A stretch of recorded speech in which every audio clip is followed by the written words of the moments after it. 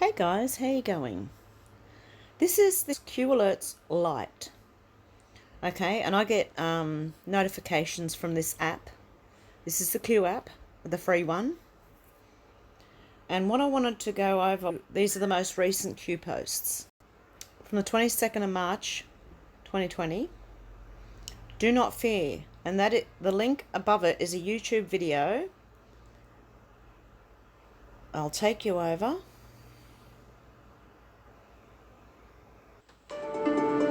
And it's just this.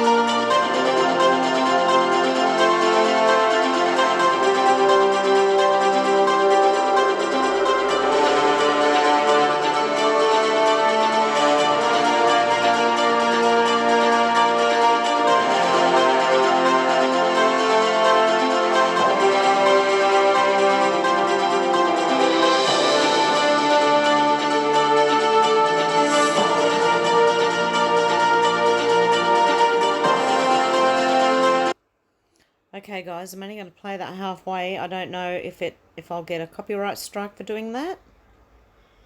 So I don't want to play the whole lot. But down in the corner, I don't know if you noticed, you can rewind if you didn't notice, there's something called Dark Legacy. Go and look that up, because that is really important.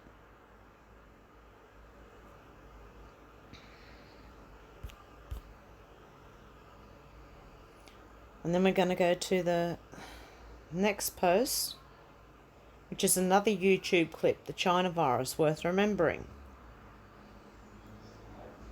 Wuhan Institute of Virology, and that's another YouTube video. I won't play it, but I will suggest you go and look at the Q board and click on them yourself. I just don't want to take anything away from the people who actually post these YouTube clips.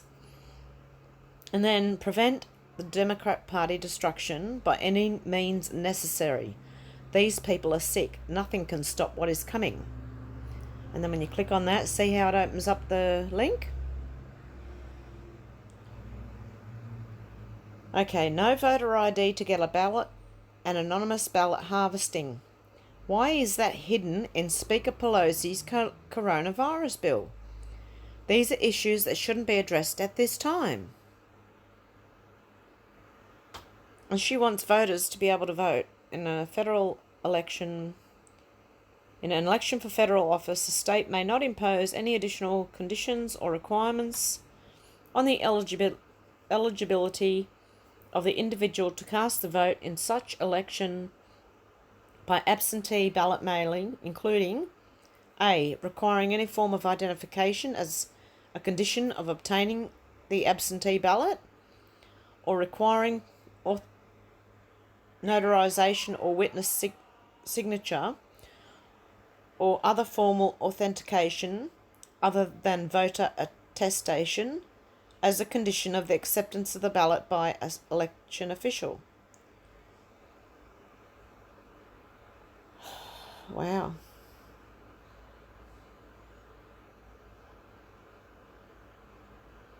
So she's trying to put rules about voting in with the coronavirus bill. Does that make any sense to anyone? She's trying to slip one past them, I think. But she can't.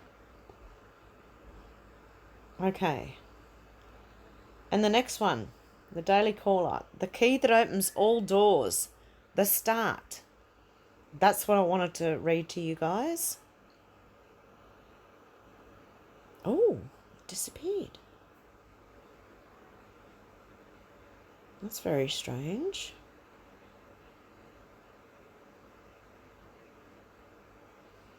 Okay, now this is the start. This is what Q would begun with, pretty much. Is it going to load?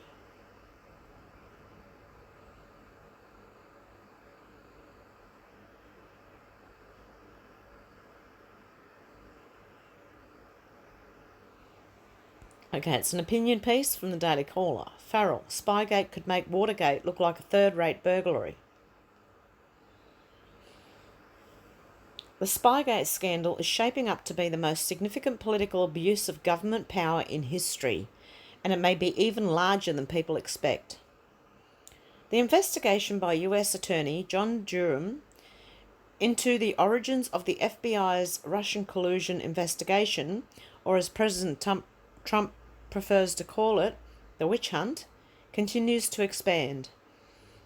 Durham reportedly opened criminal investigations last fall, and unlike the narrow Justice Department Inspector General's review of the abuse of the Pfizer process, Durham is looking into the questionable activities of other government agencies, in particular the CIA and its former director John Brennan.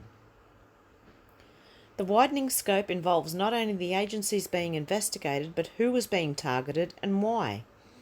Earlier last week, Cheryl Atkinson reported that based on her sources in the intelligence and law enforcement communities, the authorizations to spy on Trump's functionaries, such as Carter Page or former campaign manager Paul Manafort, were actually pretext for a much more expansive web of surveillance that could include anyone in contact with Page or even anyone twice removed from the ostensible target.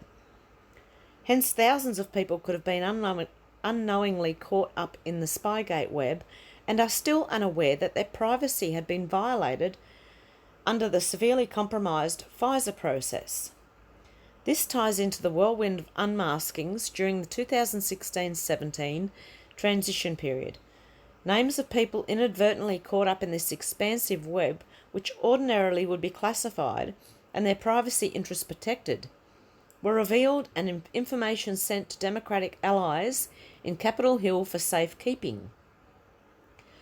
Judicial Watch has chronicled how Obama's United Nations ambassador, Samantha Power, and National Security Advisor, Susan Rice, among others, colluded in this effort to bolster the insurance policy to hobble the Trump presidency. There is also the matter of President Obama finalising rules in the closing days of his administration that opened the raw, unedited information feeds collected by National Security Agency to all of the 16 other agencies in the intelligence community before any privacy protections are implemented. This ill-considered and unnecessary rule change vastly expanded the potential for abuse in the system and was a curious move for Obama to make in the waning days of his presidency. However, it makes perfect sense if you believe that Obama officials were doing their utmost to put in place a bureaucratic infrastructure seeking to undermine the Trump administration before it began. Also, factor in the distrust of the NSA head, Admiral Michael S. Rogers, who met with the President-elect Trump in November 2016 and allegedly blew the whistle on the Trump Tower wiretapping. Essentially, Obama's rule change took Rogers out of the equation and gave other agency heads, like Brennan and former Director of National Intelligence, James Clapper, the freedom to spread around whatever information the NSA was scooping up, whether relevant to Russia or not. Thus, the people peripheral to Donald Trump, who were in the initial targets serving principally as gateways to justify a massive domestic spying operation, and the ultimate target of this illicit activity was clearly Trump himself. It says a lot that given this unprecedented abuse of domestic spying, with the coup cabal having unfettered access to the virtually unlimited information collected by the intelligence community, And after 2 years of brutal investigation by the Mueller team, the effort to show ties between Trump and Russia came up empty. But the insurance policy at least achieved part of its objective in severely damaging the Trump administration in its first years. Hopefully the Durham investigation will reveal the true extent of the spying operation and how many innocent Americans had their rights violated and their privacy compromised. Another important question yet to be resolved is when Spygate started.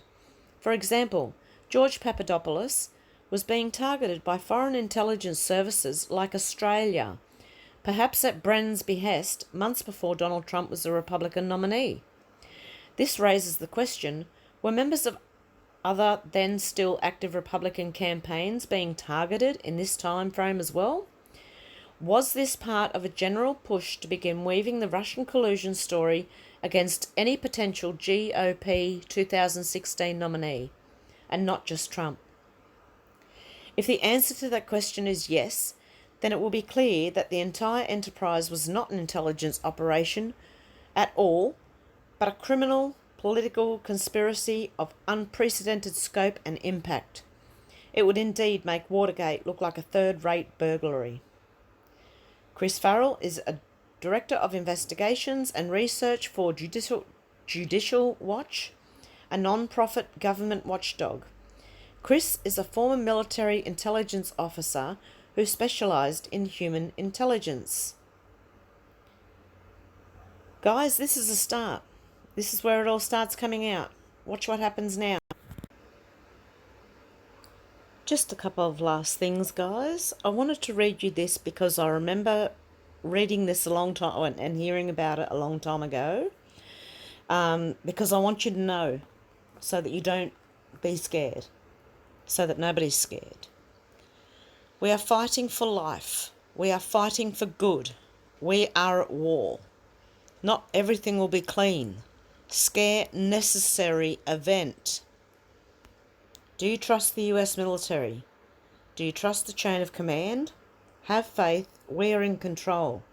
Patriots. Patriots Day. Have faith. You were chosen for a reason. You are being provided the highest level of intel to ever be dropped publicly in the history of the world. Use it, protect and comfort those around you. Where we go one, we go all. Q. And this was from the 14th of January 2018. I wanted to read this because no matter what happens, don't be scared and comfort those around you. We're going to need to. Okay, guys, I thought it was really important to show you this, and I want to show you something else too.